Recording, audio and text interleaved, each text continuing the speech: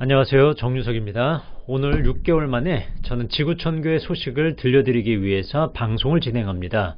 수원지방법원 성남지원 제5 민사부가 지구촌교회 일부 교인이 제기했죠. 담임 목사 사임 수리 효력 정지 가처분 신청을 했는데 이 사건을 모두 각하 처리했습니다. 소송 비용은 채권자들이 부담한다라고 했는데 각하는 기각과 다릅니다. 각하는 어떤 자격이나 조건이 갖춰지지 않아서 돌려보낸다 라고 하는 그런 취지의 결정입니다.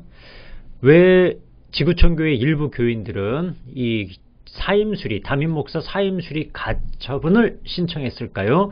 그 신청 취지를 간단하게 설명드리겠습니다. 채권자들의 주장 유지이죠. 담임 목사 사임과 청빙은 담임 목사의 지위 변동과 관련된 중대한 사안으로 본질적으로 동일하다. 사임과 청빙이 동일하다라고 본 거예요. 지구촌교회 최성원 목사님이 사임한 것이 부당하다라고 하는 채권자 요지라는 거 다시 한번 설명드립니다.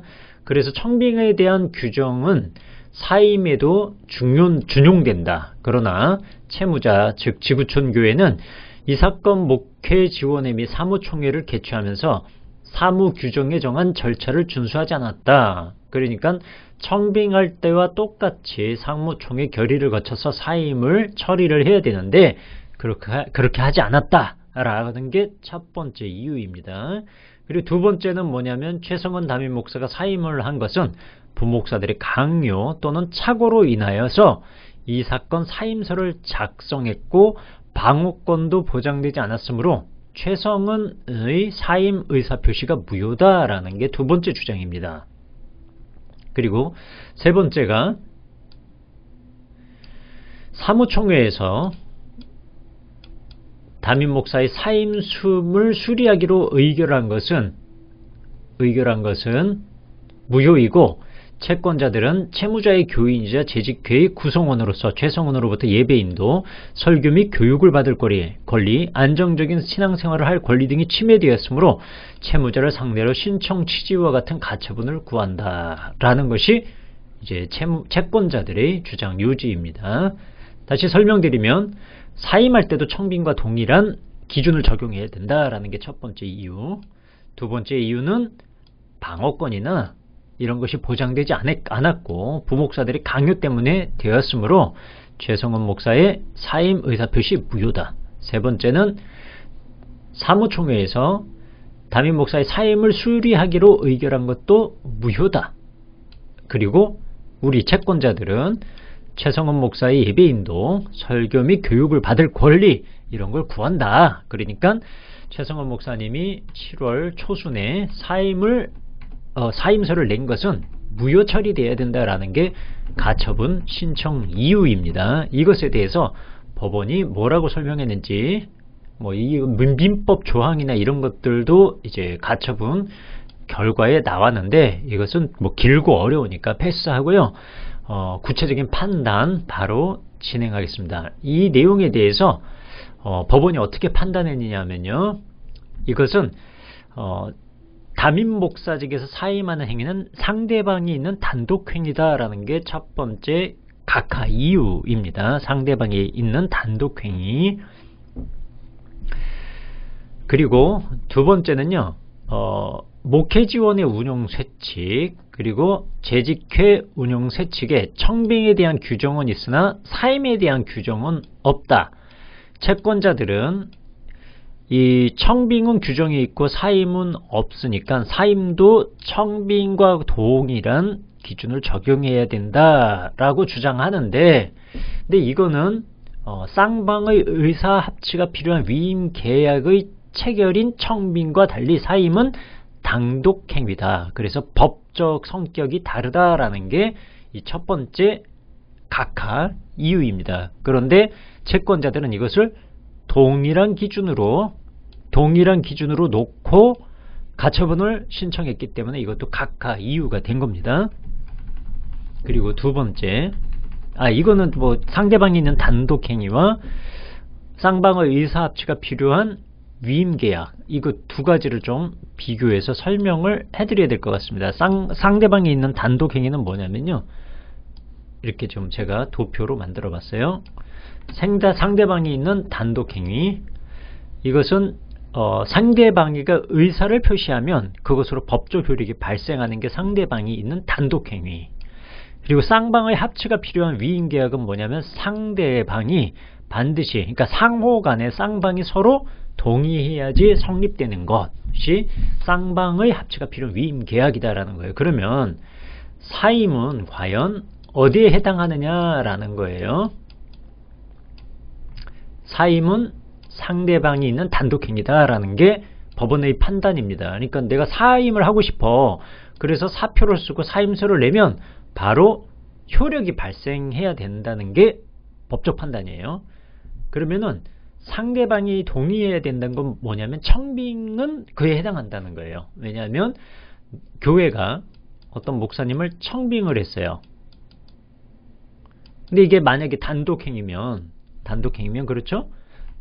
교회가 청빙을 했는데 청빙을 한 걸로 법적인 효력이 발생하면 큰일 나잖아요. 그죠? 상대방이 동의를 하지도 않았는데. 그렇기 때문에 청빙은 상대방이 반드시 동의해야지 성립되는 것. 그리고 사임은 상대방이 합의가 필요 없이 단독으로 할 수 있는 행위다라는 게 법적인 판단이에요. 그것을 법적 용어로 상대방이 있는 단독행위라고 하는 겁니다. 그래서 이번에 지구촌교회 가처분 결과에 사임은 상대방이 있는 단독행위다 라고 하는 게 이제 첫 번째 이유였던 거죠. 그리고 두 번째가 또 중요한데, 두 번째는 뭐냐면 그 소명 자료로 사무 규정, 그러니까 사무처리회에서 담임 목사 사임 수리가 사무총회 의결사항이라고 인정하기 어렵다는 거예요. 왜냐하면 사무총회를 열어서 담임 목사를 사임 수리를 결정할 수 있다라고, 결정해야 된다라고 채권자가 주장을 했는데, 법원이 볼 때 채무자의 임시 재직회에서도, 그러니까 2018년 이미 진재용 목사님 관련 건이다. 이게 전후로 되어 있는데 진재용 목사님입니다. 진재용 목사님 사임과 관련해서도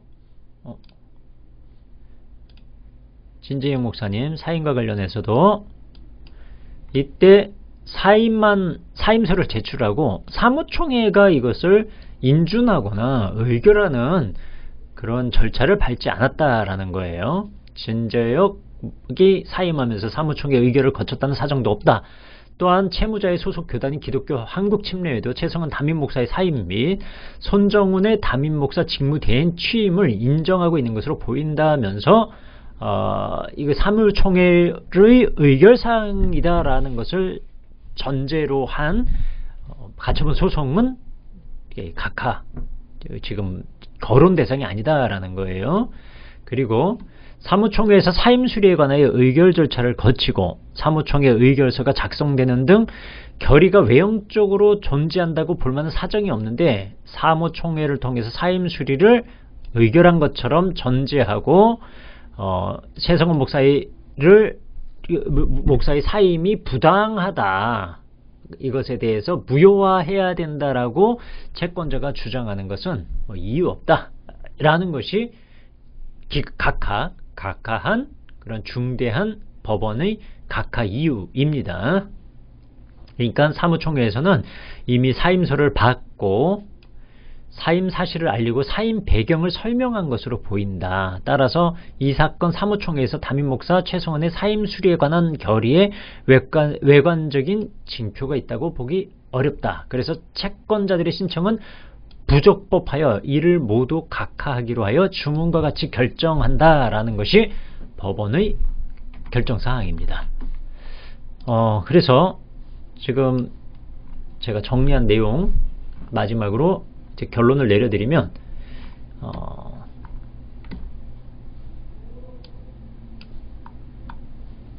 법원은 채권자들 주장은 받아들이지 않고 가처분 신청을 각하한 상황입니다. 이번 판결은 교회의 자율성과 내부 규정에 대한 법원의 판단을 명확히 보여준 사례라고 볼 수 있습니다. 지구촌교회 내부적으로는 일부 교인들에 의해서 최성원 목사의 사임과 관련된 불만의 목소리가 있었지만 법원의 판단에 따라서 이런 반대의 목소리는 앞으로 잦아들 가능성이 좀 높아 보입니다. 가처분이 각하 처분된 이후에도 본안소송을 제기하는 경우가 덜어 있는데 지금과 같은 사항은 법적 판단을 내리는 게 사실 본안소송까지 가는 게 유리해 보이지도 않고요. 그리고 더욱이 사임 의사를 표시를 한 것으로 알려진 최성원 목사님께서 특별한 문제 제기를 하면서 지금 전면으로 나서지 않으시고 계세요. 그렇기 때문에 이것을 본안소송까지 끌고 갈 수 있는 동력 자체는 상실됐다라고 보는 것이 맞을 것 같습니다. 따라서 이 담임 목사 사임 수리 무효 소송은 가처분으로 끝날 가능성이 높고, 저도 이제 개인적으로 당부드리면 이런 사안을 당사자도 나서지 않는 상황에서 본안 소송까지 끌고 가는 것은 교회 내부적으로 아무래도 이제 사임을 받아들이고 앞으로 미래를 계획해 나가야 될 지구촌 교회 입장에서도 굉장히 교회적으로도 부담스러운 일이기 때문에 이제 좀 마무리가 돼야 되지 않을까라는 의견을 말씀드립니다. 그래서 본안 소송 가능성은 전망하기가 좀 어려운 상황이지 않을까라고 생각합니다.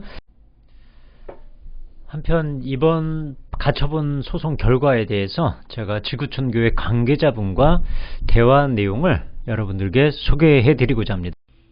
제가 질문한 것은 두 가지였습니다. 가처분 소송이 이제 각하될 정도의 사안이었다면 이렇게 6개월, 그러니까 작년 8월 말일에 8월 30일 정도 시작을 해서 지금까지 거의 6개월이라는 긴 시간 동안 지속된 배경이 뭐냐라고 질문을 했습니다. 그러자 이제 지구촌 교회 한 관계자께서는 재판이 길어진 이유는 단순한 법리 검토를 넘어서 재판부가 여러 외부적인 요소를 고려하며 신중하게 절차를 진행했기 때문으로 보인다. 특히 채권자 측에서 지속적으로 허위 사실을 전제로 한 서명서나 탄원서 등을 제출하며 소송을 이어갔던 점이 결정이 지연된 주요 원인 중 하나였다라고 봤습니다. 재판부는 이러한 탄원서 접수가 멈출 때까지 기다렸던 것으로 보이고, 이로 인해 절차가 예상보다 길어졌다는 겁니다. 또한 판결문의 정서를 고려하면 사실상 작년 10월 2일에 이미 본 사건은 종결되었다라고 볼 수 있습니다. 그러나 채권자 측에서 지난해 11월과 12월 그리고 올해 1월 6일까지도 지속적으로 서류를 제출하면서 재판부가 최종 판결문 작성에 더 많은 시간이 필요했던 것으로 보입니다 라고 답했습니다. 더 나아가 채권자 측이 지난 2월 17일 결정 연기 신청서를 제출했다는 거예요. 그러니까 21일 결정이 됐는데 이미 4일 전에 2월 17일에 연기 신청서를 제출했다는 거예요. 근데 불과 4일 만에 법원이 각하 결정을 내린 것을 보면 오히려 해당 연기 신청이 법원의 판단을 더 확고하게 만들었을 가능성이 크다라고 봤습니다. 즉 법원이 추가적인 검토가 불필요하다라고 판단했고 더 이상 결정을 미룰 이유는 없다고 본 것으로 해석할 수 있습니다 라고 답했습니다. 또한 성남지원이 자체적으로 원래 사건이 많아서 판결이 늦어지는 법원이라는 점도 고려해야 합니다. 이러한 법원의 사정과 채권자 측의 지속적인 서류 제출이 맞물리면서 최종 결정이 다소 지연된 것으로 판단됩니다. 결과적으로 이번 각하 판결은 오래전부터 예견된 것이었으며 법원이 더 이상 이 문제를 다룰 필요가 없다고 본 것이라 할 수 있습니다 라고 답했습니다. 다음으로요, 가처분 기각 후 지구촌 교회에 생기는 변화라고 할까요? 어떤 변화가 예상되는지 한 말씀 듣고 싶습니다 라는 질문에 다음과 같이 답했습니다. 이번 판결은 교회 운영이 안정화되는 중요한 계기가 될 것입니다. 법원이 본 사건을 판단하지 않겠다고 결정함으로써 교회의 운영과 목회적 결정이 법적 논쟁이 아니라 교회 공동체 안에서 해결돼야 한다는 점이 분명해졌습니다 라고 답했습니다. 특히 4대 담임 목사 청빙을 앞둔 중요한 시점에서 교회가 다시 하나 되어 나아갈 수 있는 기회가 된 것이라고 생각합니다. 담임 목사 청빙은 3월까지는 마무리가 될 것으로 전망됩니다. 미래준비위원회가 진행하고 있고요. 이번 판결을 통해서 불필요한 법적 논쟁에서 벗어나 성도들이 함께 신앙과 사역에 집중할 수 있는 환경이 조성될 것으로 기대됩니다. 무엇보다 교회의 본질인 말씀과 공동체 회복에 더욱 힘쓸 수 있도록 모든 성도님들이 하나 되어 기도하며 나아가는 변화가 있을 것이라 믿습니다. 앞으로의 과정에서도 교회가 더욱 성숙해지고 하나님의 뜻 가운데 바른 길을 걸어갈 수 있도록 최선을 다할 것입니다. 라고 답이 왔습니다. 아무쪼록 법원이 이런 가처분 각하 결정을 내렸습니다. 채권자도 불만족스러운 요소가 있을 것이고 채무자도 법원 판단에 대해서 불만족스러운 요소가 있을 것이죠. 그러나 우리나라는 법치주의 국가 아닙니까? 가처분 소송의 결과에 승복하고 채무자든 채권자든 마음을 하나로 합쳐서 지구촌교회의 더 밝은 미래를 위해서 같이 움직여 주시길 개인적으로 당부드립니다. 긴 영상 시청해 주셔서 감사합니다. 고맙습니다.